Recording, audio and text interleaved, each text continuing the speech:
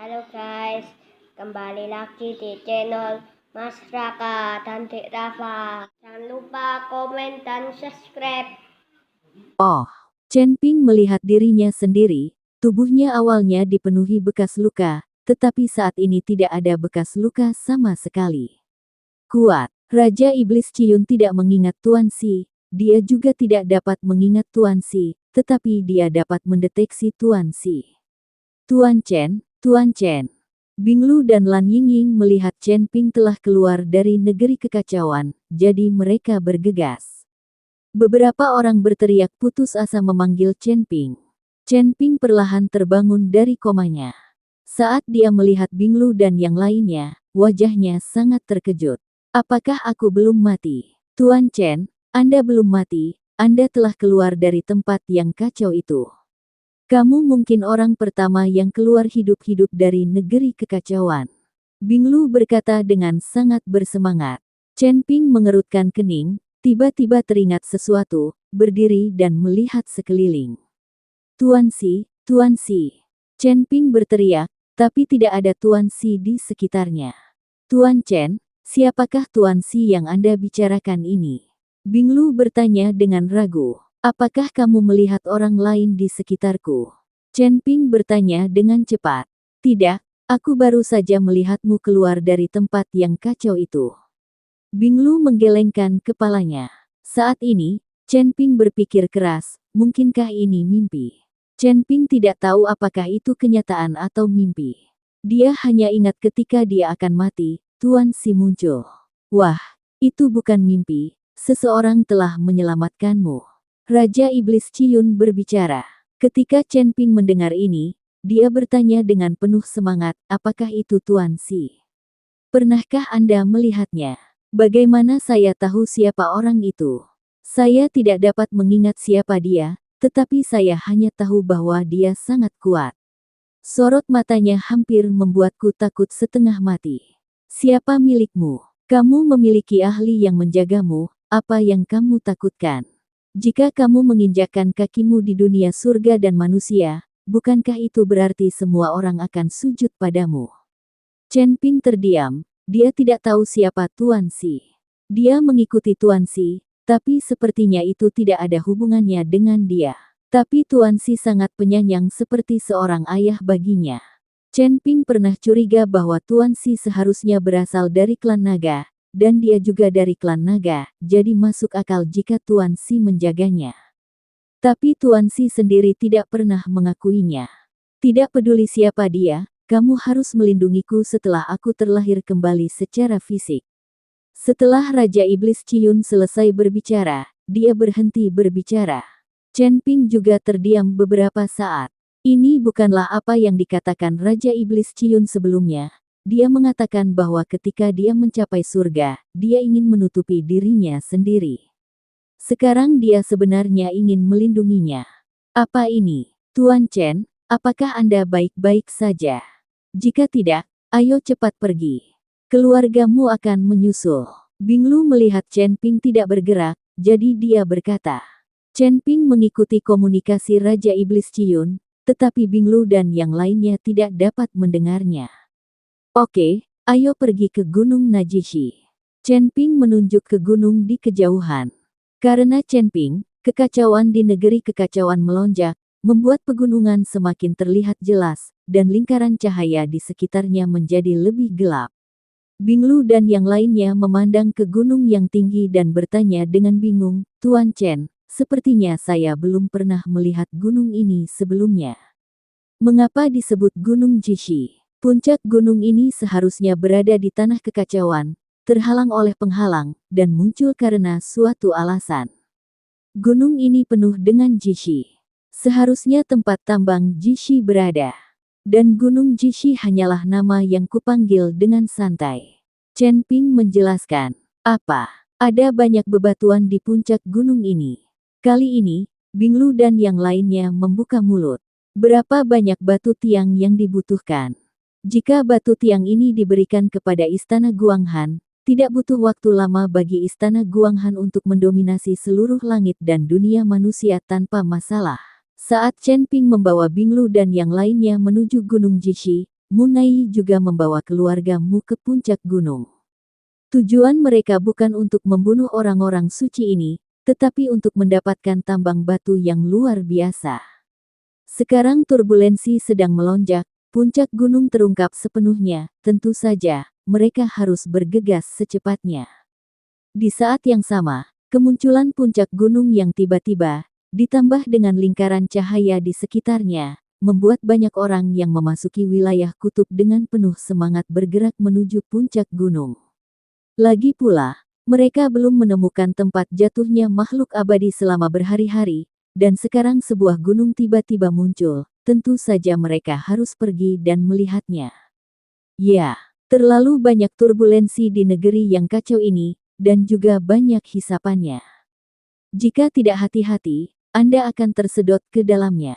Mungkin ini adalah tempat tersembunyi di mana makhluk abadi jatuh. Untuk sesaat, semua orang berlari menuju puncak gunung yang muncul. Chen Ping dan yang lainnya paling dekat dengan negeri kekacauan, jadi mereka bertindak sangat hati-hati. Chen Ping tahu bahwa jika dia tersedot ke dalam kekacauan lagi, tidak ada yang bisa menyelamatkannya. Tuan Si tidak bisa muncul kapanpun dan dimanapun. Namun Chen Ping masih sangat senang mengetahui bahwa Tuan Si belum mati.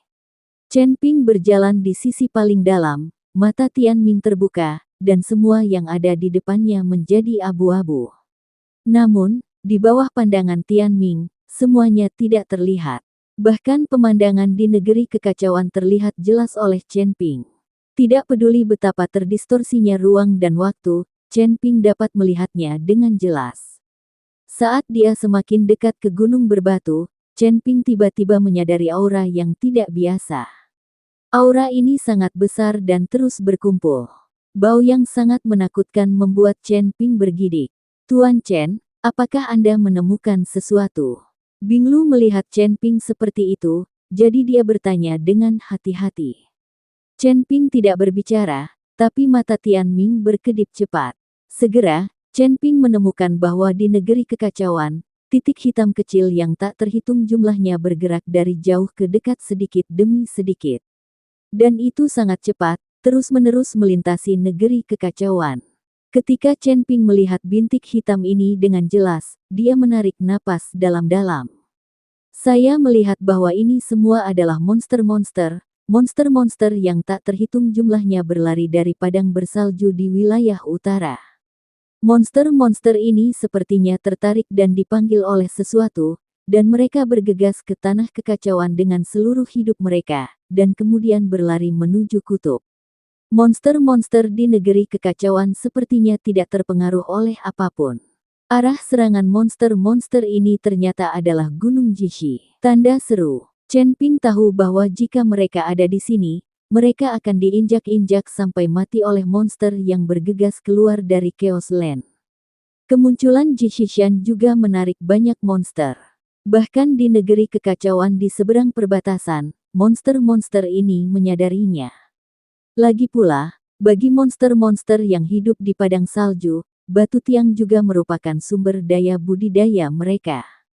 Melihat monster yang tak terhitung jumlahnya, Chen Ping menarik napas dalam-dalam dan menjadi sangat serius. Percepat dan segera naik gunung. Monster yang tak terhitung jumlahnya seperti gelombang besar, dan beberapa dari mereka pasti akan tenggelam dalam sekejap. Hanya dengan segera naik ke Gunung Jishi kita dapat menghindari dampak gelombang besar monster ini. Chen Ping mempercepat, dan Binglu serta yang lainnya mengikuti dari belakang. Meskipun mereka tidak dapat melihat situasi di negeri kekacauan, mereka mematuhi perintah Chen Ping tanpa syarat. Ekspresi Chen Ping sangat gugup, yang juga membuat orang-orang suci yang mengikuti di belakangnya tidak berani bernapas. Mereka belum pernah melihat Chen Ping begitu gugup. Chen Ping dan yang lainnya semakin dekat ke Gunung Jishi, ketika mereka mencapai kaki gunung dan melihat lingkaran cahaya di sekitar Master, mereka menyadari bahwa ada formasi di kaki gunung. Rata-rata hanya berjalan ke dalam formasi, tetapi tidak mampu menggerakkan nafas apapun di dalam tubuh, sama seperti orang biasa. Pantas saja puncak gunung seperti itu bisa terhalang oleh penghalang dan memancarkan lingkaran cahaya. Chen Ping menyentuhnya dengan ragu-ragu dan menemukan bahwa formasi ini bukanlah formasi ofensif. Namun setelah keluar dari formasi dan memasuki gunung, Anda akan pulih. Setelah percobaan berulang kali beberapa kali, Chen Ping memimpin Binglu dan yang lainnya ke dalam formasi di kaki gunung. Chen Ping tidak tahu siapa yang mengatur formasi ini, tetapi formasi sebesar itu dapat menutupi seluruh gunung. Perisai, maka lawannya pastilah Master Arai yang sangat kuat. Tanda seru. Setelah memasuki formasi, langkah kaki Chen Ping dan yang lainnya menjadi sangat berat. Belum lagi terbang, berjalan pun sulit. Lagi pula, akan sangat sulit bagi orang biasa untuk berjalan di jalan pegunungan yang tertutup salju. Tetapi tidak lama setelah Chen Ping dan yang lainnya memasuki formasi, mereka menemukan bahwa tidak jauh dari situ, sekelompok orang juga bergerak maju dengan susah payah. Seperti binatang buas dari keluargamu ini bisa membunuh orang hanya dengan anggukan, tapi mereka juga membiarkan mayatnya begitu saja. Mereka seperti babi dan anjing. Orang-orang ini adalah keluargamu yang dibawa oleh Munai. Sekarang, ketika kedua belah pihak bertemu, mereka sangat cemburu. Terutama Binglu dan yang lainnya, semuanya bermata merah, ingin bergegas maju dan membunuh semua anggota keluargamu. Dalam perjalanan, Chen Ping juga mengetahui bahwa jenazah para orang suci itu disebabkan oleh keluargamu, dan dia sangat marah. Semua orang di keluargamu tercengang saat melihat Chen Ping dan yang lainnya, dan kemudian ada niat membunuh di mata mereka. Terutama Mu Yao, setelah melihat Chen Ping, dia ingin segera mengambil tindakan. Hanya saja di sini setiap orang tidak memiliki kultivasi, bahkan orang biasa apalagi berkelahi pun akan kesulitan berjalan di jalan pegunungan ini. Yang paling penting adalah mereka tidak bisa lagi menggunakan senjatanya. Kalian binatang buas yang lebih buruk dari babi dan anjing, Tuhan tidak akan membiarkanmu pergi. Binglu mengertakkan gigi dan mengutuk semua orang di keluargamu. Gadis kecil, pernahkah kamu merasakan betapa kuatnya kami? Apakah kamu berani mengutuk dan percaya bahwa aku akan melepas pakaianmu? Mu Yao berkata dengan ekspresi vulgar. Kali ini, Binglu sangat marah, tapi mereka semua perempuan, jadi tidak mungkin memanfaatkan mereka secara verbal. Chen Ping mengulurkan tangannya untuk menghentikan Binglu mengeluarkan suara apapun. Chen Ping mengambil beberapa langkah ke depan dan memandang Mu Yao dengan dingin. Apakah kamu lupa tentang makan dan tidak tentang pemukulan? Apakah kamu lupa bagaimana aku mengalahkanmu? Mu Yao berpikir untuk dipukuli oleh Chen Ping, dan merasakan semburan api di dalam hatinya. Wah, apa yang membuatmu begitu hebat? Jika kamu memiliki kemampuan, apakah kamu berani menyerangku sekarang? Nak, jika kamu melawan keluargamuku, kamu sedang bermain api. Sekarang kamu telah menjadi mangsa dari aliansi penyegel iblis, mengapa kamu begitu sombong? Mata Munai sedikit menyipit, menatap Chen Ping dan berkata, Chen Ping membunuh keponakannya, dan Munai sudah lama ingin membunuh Chen Ping untuk membalas dendam. Orang tua, sebagai tetua istana Guanghan, kamu tidak perlu malu menyerang istana suci Guanghan. Hari ini aku akan membalaskan dendam orang-orang suci yang telah mati itu. Chen Ping mengertakkan gigi dan matanya sangat tajam. Haha, sesumbar saja. Di sini kamu dan aku sama seperti orang biasa. Kita tidak punya cara untuk menggerakkan nafas di tubuh kita. Bagaimana kamu bisa membalas dendam? Gunakan batu dari tanah. Munai mencibir, mengejek Chen Ping. Meskipun mereka sekarang adalah orang biasa, keluargamu jelas sangat besar, dan mereka semua laki-laki. Bahkan dengan kekuatan tubuh fisik, keluargamu tidak boleh takut. Setelah Chen Ping mendengar perkataan Munai, dia langsung membungkuk untuk mengambil batu dan melemparkannya dengan keras. Batu itu seperti bola meriam, langsung mengenai kepala Munai. Dia langsung memukul kepala Munai dengan pukulan keras. Ketika Binglu dan yang lainnya melihat ini, mereka tertawa terbahak-bahak dan akhirnya mengeluarkan bau mulut. Munai menutupi kepalanya dan meraung sekuat tenaga, lemparkan padaku dan lempari dengan batu sampai mati. Saat ini, Semua orang di keluarga Mu juga mengambil batu dan melemparkannya ke Chen Ping. Chen Ping, sebaliknya, menghadapi lebih dari selusin orang dari keluarga Mu tanpa bergeming, mengambil batu dan melemparkannya ke arah mereka.